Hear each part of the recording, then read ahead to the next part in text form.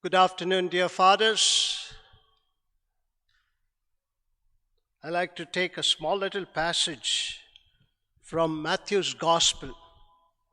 Matthew's Gospel, chapter 6, verse 14 and 15. For if you forgive others' transgression, your heavenly Father will also forgive you. But if you do not forgive others, neither will your Father forgive your trespasses. Dear fathers, I hope you had a wonderful sleep, a wonderful rest, and after the siesta, naturally, immediately we put on the system. Our lockdown and COVID has made us casual. Casual because we come before the system or before our smartphone in our casual dress. We get up immediately, we on it. We may be sitting, standing, or sleeping, but definitely listening and watching. And the pandemic situation, which has brought us to bring in the part of online virtual retreat. I'm sure even though we are not able to be together for a retreat, we are still able to do something that which can help us to recollect and review ourselves for our spiritual growth. Well, in the morning I spoke to you about our brokenness. Our brokenness, in continuation with that, I like to tell you more on that particular brokenness. Brokenness may be due to various reasons. My brokenness may be due to various reasons. Your brokenness may be due to various other reasons. And therefore, the brokenness that I go through is because of various reasons. It may be because of myself, wherein my mind, my heart, or my body that has made me go through this brokenness for various reasons. Maybe because of presumptions, maybe because of assumptions. Myself is the cause for this brokenness. And therefore, that brokenness, I have to bring back myself, which means I need that support of the Spirit of God. The next aspect is my brokenness may be because of others, because of my brother or my sister, because of the other person in my life. My brokenness may be because of my co-priest, or maybe my superior, or maybe because I am involved with a relationship, and therefore I know that my brokenness is because of others. My brokenness can also be because of the world in which I live. And the world can bring in a lot of brokenness to me. Now, when I live in this brokenness, I cannot sustain myself like that. I need to now grow out of it, which means I need something else. The brokenness is because I have been hurt. The brokenness is because of my sin. The brokenness is because of I have hurt somebody, and therefore I need to do something. The first part I need to do is to forgive. How I must forgive. And today I'm going to speak on how to move from forgiveness to reconciliation. How I must move from forgiveness to reconciliation. Before talking about sin, I like to speak about forgiveness and how forgiveness leads to reconciliation. We go to confession, and there we confess all our sins. We pour out all our sins. And the priest says, I absolve you from all your sins, Father, Son, and the Holy Spirit. That act of forgiveness is done. Therefore, we see the priest telling us, go, your sins are forgiven. And once that act of forgiveness is over, the next is the reconciliation that has to take place. Therefore, sometimes in our confession, I tell the penitent, go and ask forgiveness from your wife. And he says, okay, Father, yes, Father. And after 2 days, he comes back and says, Father, I still did not go and ask forgiveness from my wife. Why, what happened? It's not so easy. It is very easy to forgive sins. Your sins are forgiven, it is over. But the next part is to go and be reconciled. That is the toughest part. Like, for example, I give you penance. It happened, one lady came and said, Father, these are my sins. And I said, shall I give you penance? Yes, yes, Father, give me penance. Tell your mother-in-law to come and live with you. What, Father? Tell your mother-in-law to come and live with you? That can be your penance. Look after her. You are trying to avoid that part. Yes, reconciliation takes place when we do that part of penance. Well, when we speak about forgiveness, we come to this point where a person comes so many times and asks forgiveness. I don't know what to do.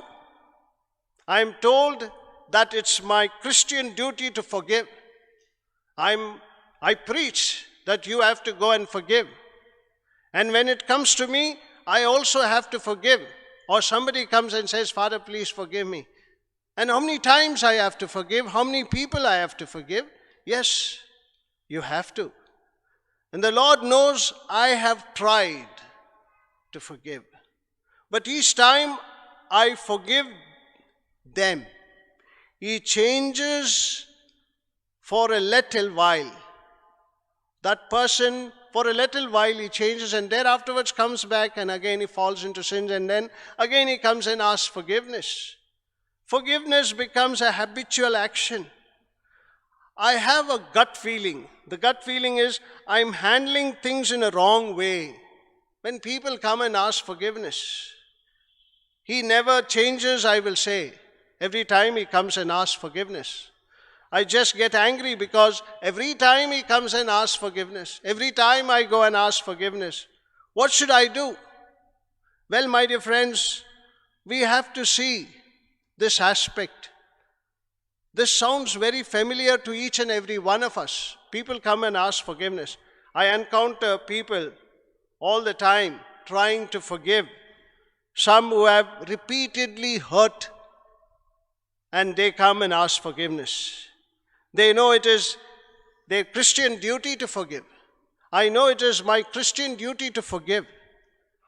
But am I being deceived? Or is somebody taking advantage when somebody comes and asks forgiveness from me? And I have to forgive so many times. Or when I go and ask forgiveness, am I taking undue advantage or deceiving that person? Well, if it is possible to forgive someone and I withhold reconciliation, how it will be? I forgive you, but I withhold reconciliation. When we see very clearly that Jesus says, your sins are forgiven, and your sins are forgiven because you will go and forgive your brother and sister. We must learn the difference now between forgiveness and reconciliation. Well, fathers, it is very clear that we have to know very clearly forgiveness and reconciliation. Forgiveness is always required by God. That should be clear in our mind. But it does not always lead to reconciliation. So why we have to reconcile? Well, there is one of those beautiful saying, the faithful are vanishing from the earth. The faithful are vanishing very fast from the earth. The godly remnant are getting smaller and smaller. Flattering words, proud words, possessive words displease God today. In discern what is true and right, when we speak, is it communication or is it manipulation? Because in forgiveness, we need to communicate and restore our relationship. But am I manipulating in my forgiveness? Go and ask forgiveness, finish over. But I don't reconcile. Therefore, we should be aware very clearly, forgiveness and reconciliation, not the same. Jesus clearly warned that God will not forgive your sins if you do not forgive those who sin against us. That's what I read in Matthew's Gospel, chapter 6, verses 14 and 15. It is not that we earn God's forgiveness by forgiving. Instead, God expects forgiven people to go and forgive. So God really expects from you that if you have forgiven people, go and forgive them. Yet forgiveness is very different from reconciliation. That you should be clear of. It's possible to forgive someone without offering immediate reconciliation. There is a possibility. Then, if possible, for forgiveness to occur in the context of one's own relationship with God, apart from the contact of the offender. Now, forgiveness is between me and God. But what about my brother and sister? I need my offender so that I go and reconcile with that offender, and then that forgiveness that God has given me becomes complete. If I don't forgive my brother and sister whom with I live, and I go on asking God, forgive me, forgive me, forgive me, and He goes on, forgive, it's only one-sided. It becomes full only when the offender is contacted. But reconciliation is focused on restoring relationship. My brother and my sister whom I offended, who offended me, I bring back that relationship, and there will become a trust. That broken relationship now becomes the trust that I believe in. And therefore, I see that the trust is deeply broken. Restoration is a process. I have hurt somebody very badly by my actions or by my words. And what happens is, it has hurt so deeply that the restoration of reconciliation may take time. It may take a lengthy time. Don't worry about that. Well, it is important also, differing from forgiveness, reconciliation is often conditioned on the attitude, the action of the offender. Right? The action of the offender is important because I am conditioned. My attitude is according to the way that person has hurt me, or that person will act accordingly the way I have hurt him. Therefore, while this relationship is broken, those who commit significant and repeated offense must be willing to recognize that reconciliation is a process. It's an ongoing process. If they genuinely repent and ask forgiveness, if genuinely repented, they will recognize and accept that the harm they have caused takes time to heal. The harm that I have caused, the harm that person has caused, it will take time to heal. In many cases, even if an offender confessed his wrong to the one he hurt and pleaded or appealed for forgiveness, the offended person could justifiably say, I forgive you. He will immediately say, I forgive you. But it might take some time. It may take a lengthy time.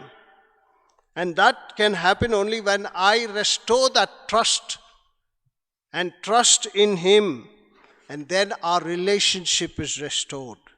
Therefore, we see in the Romans letter, chapter 12, verses 17 to 21, the evidence of genuine forgiveness is personal freedom.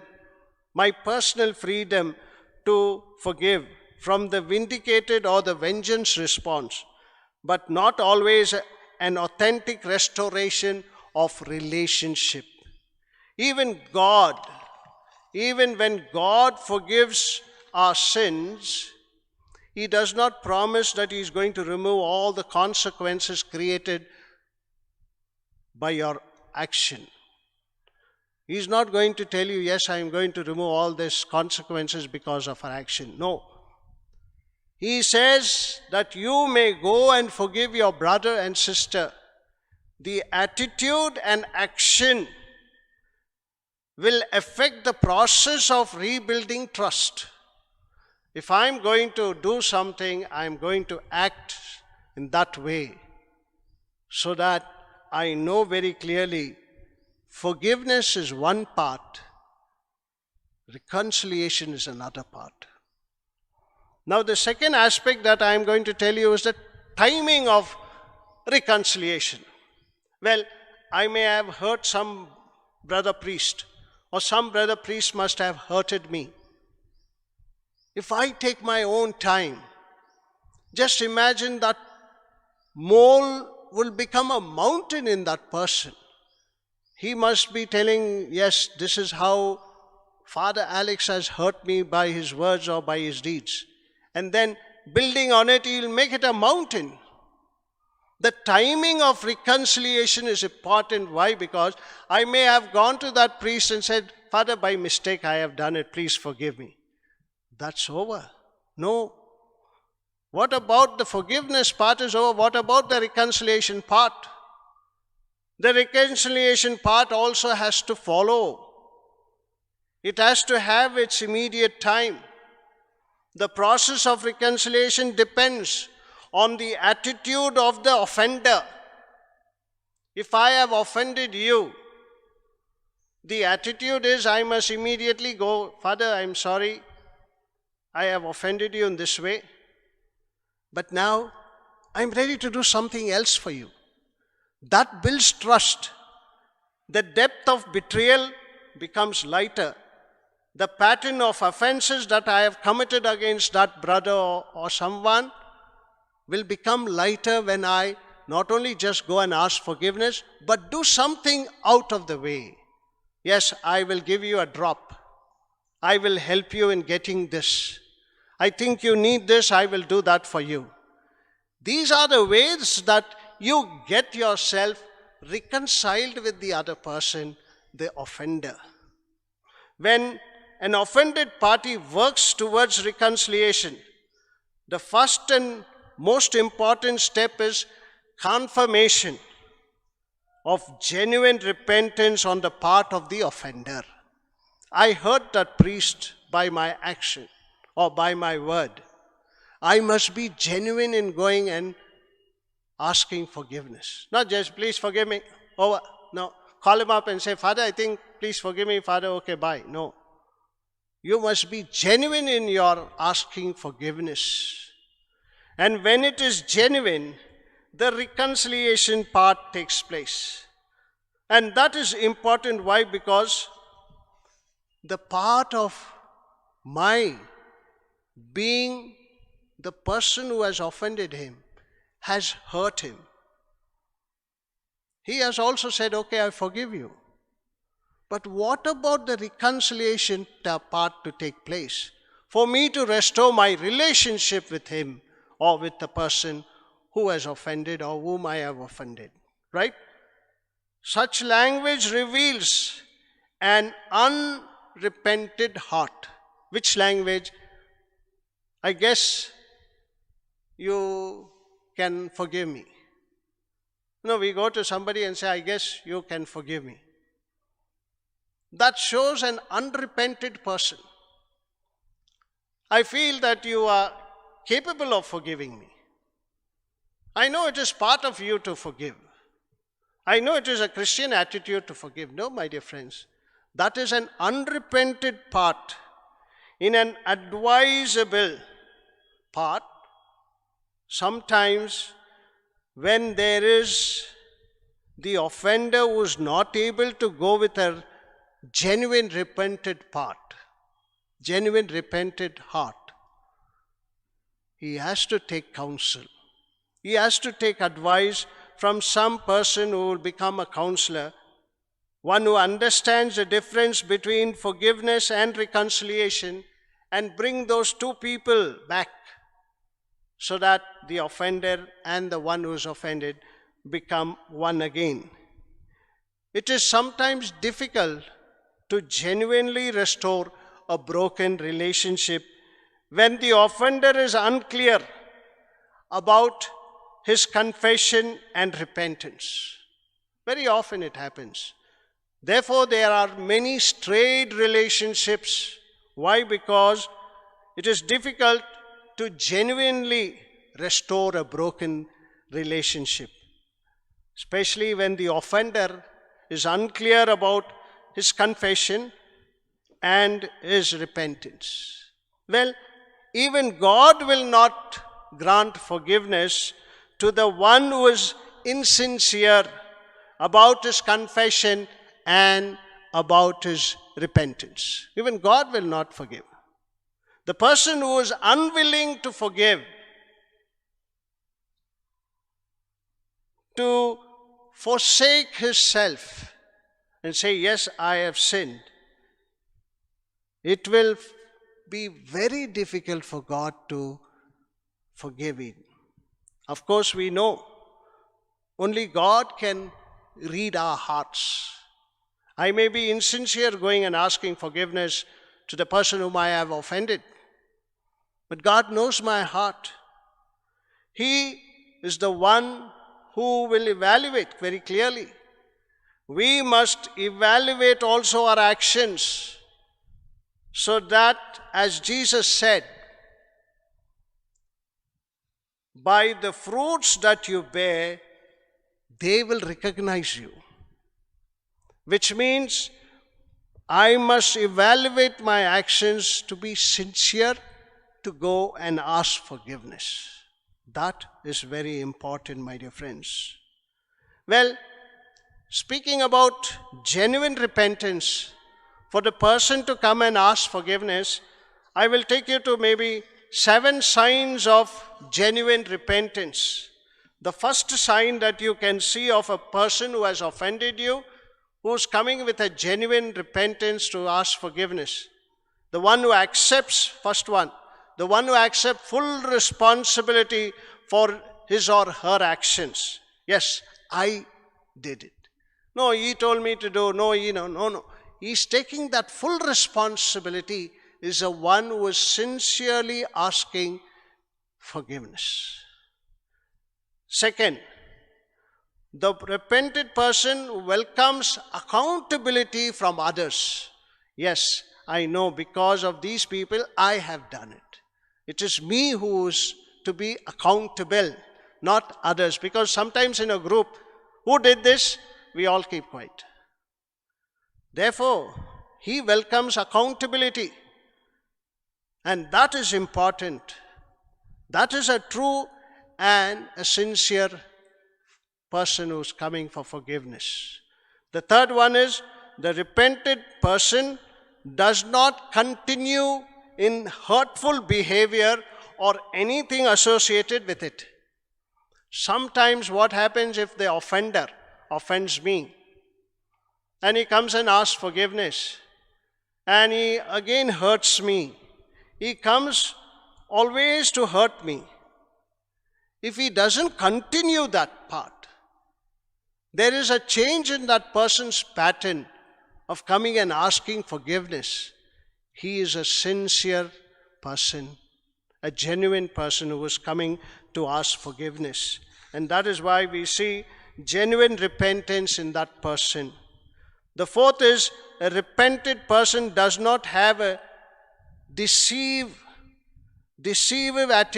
attitude about being wrong. Like for self-righteous person, he tries to justify himself. No, if he is not justifying himself, he is a genuine repentant person. Right? The fifth person, repentant person, is who does not dismiss or downplay the hurtful behavior that he has. He does not downplay that part. The sixth repentant person does not resent doubt about their sincerity, especially trying to demonstrate sincerity, especially in case involving repeated offenses. A repeated offender keeps on coming and trying to demonstrate sincerity. Then I have to know that he is sincere in his repentance.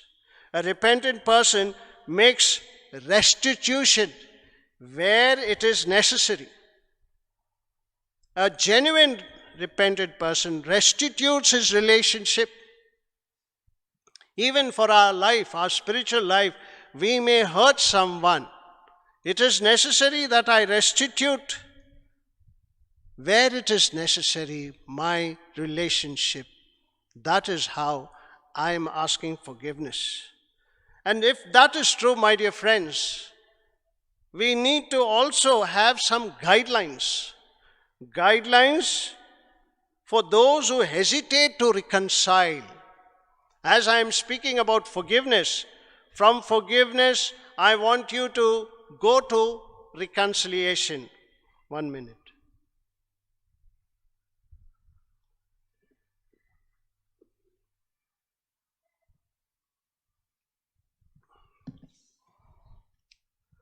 I need some guidelines from forgiveness to go to reconciliation. Because there are people who hesitate to reconcile. I know many of my friends hesitate to reconcile with me. I know that I am sometimes hesitating to reconcile with the person whom I have hurt. And that continues, goes on. Those who have been seriously and repeatedly hurt rightfully feel hesitant about reconciling with their offender. When your offender is genuinely repented, however, it is important to be open to the possibility of restoration of our relationship. Because we see in Matthew's Gospel chapter 5 verse 23 and 24, Jesus spoke about reconciliation with a sense of urgency, which means I keep hesitating to go and reconcile. Jesus is speaking about the urgency of the sense of being reconciled. If you are hesitant to reconcile, then what should you do? I will give you certain steps that will help you not to hesitate, so that you may start working about it. I'll give you 10 guidelines. 10 guidelines that will help you to immediately go and get reconciled. But why I am harping more on reconciliation? Because forgiveness is very easy. I come to you and ask forgiveness. I go for confession. I get the priest blessing me and my sins are forgiven. It's becoming a very habitual action. But the reconciliation with my brother and sister is not happening. I go to the priest and say, bless me, Father, I have hurt my brother priest by thought, word. I spoke bad about him and all those possible sins against my brother priest and brothers and sisters. I go and confess. But what about the reconciliation part? I'm not doing it. I'm hesitant about it. I don't feel like doing it. What should I do? The first part is be honest about your motives. Be honest about your motives. Make sure your desire is to do what pleases God and not to get revenge. Because if you are hesitant to go and reconcile, revenge continues. Hatred continues. Settle the matter of forgiveness as Joseph did in the Old Testament. In the context of our relationship with God, guidelines for reconciliation should be retaliatory. That is necessary. Therefore, you need to be honest about your motives when you want to get reconciled with somebody. The second aspect is be humble in your attitude. What happens when I hurt somebody or somebody hurts me? Our attitudes get strayed off. I can't look at the person eye to eye. I can't talk to him clearly. There'll be only few words, yes, no, all right, okay. That is how I will be dealing with the person whom I have offended or who has offended me. And that hesitant part is to show that you are humble and you say, okay, please be seated. If somebody is offended, comes to your office and comes and wants to confront you, be humble. Tell him to be seated. Get a cup of tea and give it to him. And after that, see how it changes. That person, before coming into the office, he has already prepared his defense. He is already prepared how to confront you with that issue of it, how he has been offended by your word, how I am offended by your word. That person is already prepared his defense, his argument. Now, how are you going to deal with that person? Be humble. To be humble, have a seat. Please be seated. Sit for a little while. Shall I put the fan on? Then give him a cup of tea. And they say, yes, tell me, what's your problem? Father, you forgave me, but tell me, yes. Anyhow, Father, I don't like to tell you all this. I'm happy that you have forgiven me, and I am happy that I also forgave you. You see that change in that person when you become humble. Do not let your pride ruin everything. Renounce all vengeance attitude towards your offender. That is important. We are not, for example, to demand that a person earns our forgiveness. No, that's not true. The issue is not earning forgiveness, but working towards the true reconciliation. I can receive forgiveness very easily, but how am I going to work on my reconciliation? That should be a humble start. This demands humility. Those who focus on retaliation and revenge have allowed self-serving pride to control them. So you see, revengeful attitude continues. For anything I will see later on, I know where to catch you. I know where to put you. I will deal with this by myself. You need not come and advise me. This attitude of revengeful attitude, destroys relationships sometimes forever. So you must be humble. Even if you are a very big person or a very small person, you need to be humble. Then only you can go to the second step of reconciliation. Forgiveness takes place very fast, as I told you. But reconciliation takes its time. It can become fast when I become humble. The third aspect is how I can really bring in the part to reconcile. Be prayerful about the one who hurt you. Be prayerful about the one who hurt you. Have you any time prayed for the person who hurt you in thought or word or deed? Jesus taught his disciples to pray for those who mistreat them and mistreat us as well. Pray for them. It is an amazing act how the attitude towards a person can change when we pray for them. Well, we see so many people against us. We are public figures in the parish. We see that they are all wanting to speak against us, tell things bad about us. We have to face this. This is our daily routine. After 9 o'clock, they will only be speaking about parish priest and all his works. They are hurting us. Pray for those who hurt you. Once somebody asked me, Father, what do you do when you get anonymous letters on you?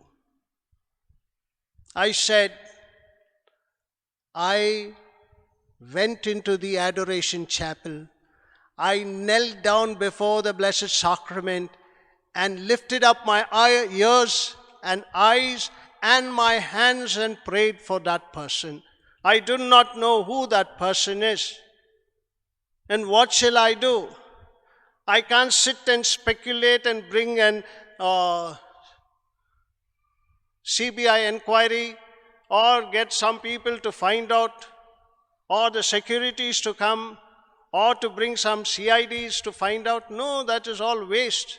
A person who has written some letter without his or her name, I'm going to be affected and offended. I need to go and kneel down before the Blessed Sacrament, lift up my hands and pray. That is how you will pray, and that is how you will find the other person changed. Pray also for strength to follow through with this reconciliation. Hebrew chapter 4 verse 16 tells, read that little verse. That is important because we as public figures will be hurt by thought, word and deed. And we can't be worried and tense and stop our pastoral work for that. No, we can't succumb to that situation. We have to work on it. Therefore, I go and pray. And then the Lord will do the second part of reconciliation. The fourth part is be willing to admit ways you might have to contribute to the problem. So this is very important. Write it down. I'm sure you are writing the notes, some of you. Somebody asked, Father, if you are a little slow, we will write the points. Very good. That's nice. Somebody said, Father, when you are quoting some Bible verses, be a little slow. Very nice. I hope you are taking notes of it. The fourth point is be willing to admit ways you might have contributed to the problem. There are so many ways that I must have contributed to the problem. Even if you did not start the dispute, your lack of understanding, careless words, impatient, failure to respond in a loving manner, all this is my contribution to that problem. Unknowingly or knowingly, I have contributed to this problem. The other person's sin is more than cancel yours, which leaves you with self-righteous attitude that can dread forgiveness. Because we see the other person's sins cancelled, but mine becomes important, therefore I become self-righteous. That is the reason why. Remember Matthew's Gospel, chapter 7, verse 1 to 6. It very clearly tells us such a step, however, is not suggested to promote the idea of equal blame for all situation. I have contributed, you have contributed. No, be careful. Read that passage, you will know it. Because be willing to admit the amount of ways you might have contributed to the problem, and that will help you to reconcile. The fifth aspect is be honest with the offender. It is important to be honest with the offender. If you need time to absorb the reality of what was said or done, express it honestly to the other person, the person who hurt you. Observe it, know it really, and express this honestly to the one who has hurt you. Yet you must not use time as a means of manipulation and punishment. Be honest with the offender is also not to procrastinate your state of life by saying, yes, I will let you know tomorrow. Come tomorrow. No. Be honest with the offender. Because he's coming with that sincerity to ask forgiveness and to be reconciled with you. The sixth aspect is be objective about your hesitancy. You are hesitant to go and reconcile. Be objective. Perhaps you have good reasons for being hesitant to reconcile. No, I think it's not necessary to reconcile. You are hesitant to reconcile? Yes, sometimes we are hesitant to reconcile. But they must be objective stated so that the other person understands, yes, I think he is hesitant to reconcile with me because he finds that it is not necessary. So be objective about your hesitancy of reconciliation. The seventh aspect is be clear about the guidelines for restoration. If you are going to restore your reconciliation, establish clear guidelines for restoration. Because if you want to go and reconcile with a person, see that you take steps. One day go to the person's place. Second day you can go and talk to him. Third day you can go with something. Fourth day when he comes to you, do something out of the way. That is how you will learn that the guidelines that are given as steps, you establish it. Requirements like restitution can be clearly understood and included such facts of maintaining accountability, holding down a job, or seeking treatment for substance of abuse. Sometimes you are abused. For that you may need to take time. Be clear about your guidelines. The eighth part is be alert to Satan's schemes. When you are hesitant to reconcile, the Satan takes his advantage. Therefore, Ephesians chapter 4 verse 27 says, do not make room for the devil. Especially when you are wanting to go and reconcile, you allow the Satan to come in. And the Satan will start telling, no, don't do this, take your time. That will make it little more delayed. Giving Satan an opportunity in your lives, making that Satan important.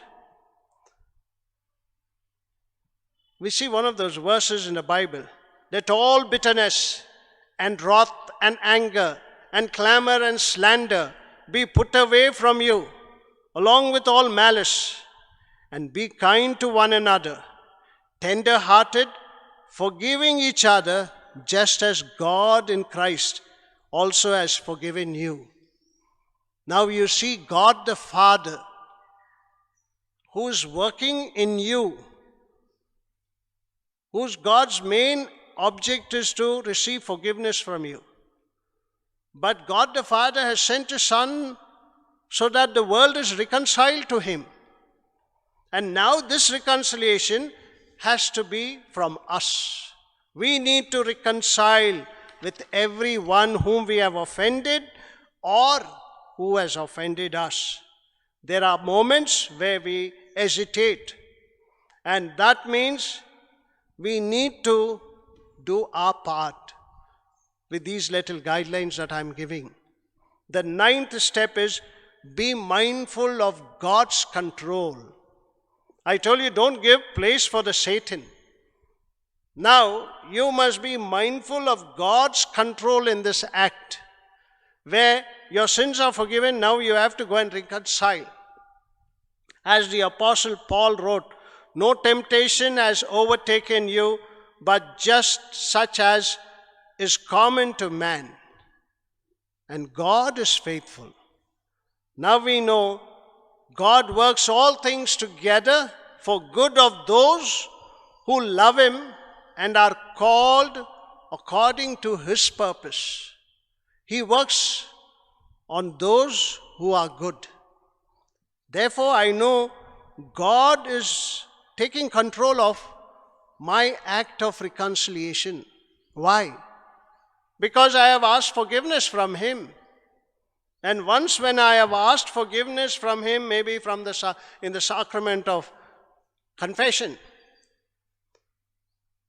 He works on me and He says, don't hesitate. Now go and get reconciled. Be mindful of God's control over you. Because when you are having a hard time forgiving someone or want to be restored to that relationship, take time to note God may be using that offender for a good purpose. In other words, when you perceive that the person who has wronged you is being used as an instrument by God in God's hand to help you mature, serve others, and glorify God, it may be easy for you to move ahead with forgiveness. That is restoration. So it's a very important part for me to see that I must keep that God's mindful control on me. So be mindful what God is doing with you with regard to this act of forgiveness, taking you to reconciliation, and in that reconciliation maturing you to serve others and to glorify God. It may be easy for you to move ahead with forgiveness, but to restore that relationship in reconciliation and through reconciliation, God is helping you. Your offender may become an instrument of a great inspiration for you. I may become an inspiration for someone if I'm going to reconcile with that person, not only just asking forgiveness, but also reconciling with him. The 10th important part, the point is, be realistic about this process of reconciliation. Be realistic about this process of reconciliation. Change often requires time. Change often requires hard work. The change is that I start moving forward to be reconciled. Well, periodic failures by an offender does not always indicate an unrepented heart. Somebody offended me. He tries, and every time he tries, he fails. That does not mean that he is not repenting. No. He is trying. Take that as an important act. Restore that relationship. Behavior patterns often run in deep channels. They can place a powerful grip on one person's life. Therefore, while you may proceed with some caution, be careful about demanding guarantees from a person who has truly expressed repentance. Are you really sure? Are you really meaning your words? Is it from the bottom of your heart? Well, I think those are not necessary. Don't be demanding for guarantees. Are you really telling it? How long will this last? Not necessary. The person is truly expressing his repentance is important. Therefore, be realistic in this process. Setbacks and disappointments are often part of this process of change. From forgiveness to reconciliation, there may be a lot of setbacks and disappointments. I may try to go and ask forgiveness. I may try to go and reconcile with that person, but that person is stone-hearted. Don't give up. The process is on. It's not going to end.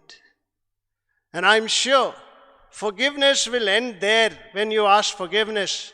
But reconciliation, when it starts, the process will take its time slowly, one by one. Do not give up easily on the process of reconciliation. Why it may take a lot of time. Be open to the goal of a full restored relationship. That is my final advice. Therefore, if you have missed any point, I will just brush you up with the 10 important guidelines for those hesitant to reconcile. For those who hesitate to reconcile, first point is be honest about your motives. Right? Second point is be humble in your attitude. That's very, very important. Third is be prayerful about the one who hurt you. Fourth one is be willing to admit the ways you might have contributed to that problem. Fifth is be honest with the offender. It was so difficult. Honesty is a rare commodity today, not available anywhere in the market. Everybody is dishonest. And we all want to be dishonest. And the amount of lies that is prevailing has made us people with no legs. We are not able to stand on our legs. We are not able to have our head on our shoulders. Be honest in every dealing. Be honest with your offender. Be honest with the one who forgives you. Be objective about your hesitancy. Objectiveness is important. Be clear about the guidelines for restoration. Seventh point. Be clear about the guidelines of your restoration. The eighth one, be careful. Be alert to Satan's schemes. Be alert. Give a room, he will take his place there. So be alert about the Satan's schemes. Ninth is be mindful of God's control. And the 10th is be realistic about the process of this hesitant reconciliations in your life. I'm sure we have learned something today from the brokenness in our life to the part of forgiveness that I need to have, and after that I need to move into getting myself reconciled, allowing myself to be reconciled with others. God bless you, my dear friends. Fathers, thank you for listening for today's retreat talks.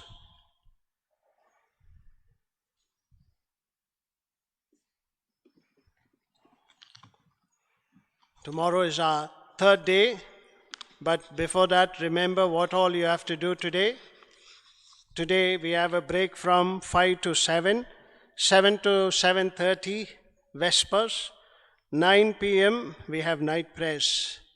Tomorrow at 9:30 we have the Holy Rosary.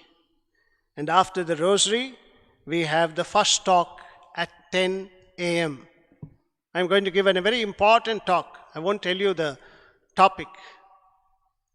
Look out for the topic tomorrow. It's a very interesting topic for each and every one of us. As priests, we need to really do this part.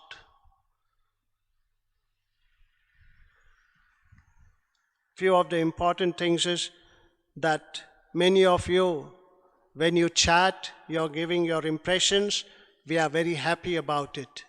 That you are attentive, you are online, therefore we can see, I can also see because I keep my smartphone in front of me and I can see the charts. And if I see some charts which I have to also reply to, I can do that. So don't worry if you're chatting as you listen, but at the same time, don't chat, good morning, how are you, have a nice day. No. To the topic and that which can encourage the preacher. The next important aspect is don't be too casual about this, because we have sometime habituated to take things very casual, because these are important days for us. We did not have an annual retreat last year in a way, but this is infilling for the October month's retreat. So we take it a little bit serious. And we are also aware how many are watching, so that we are encouraged by the number of priests watching and listening to these talks. God bless you. Have a wonderful evening. See you online in Liturgy TV at 9:30 a.m.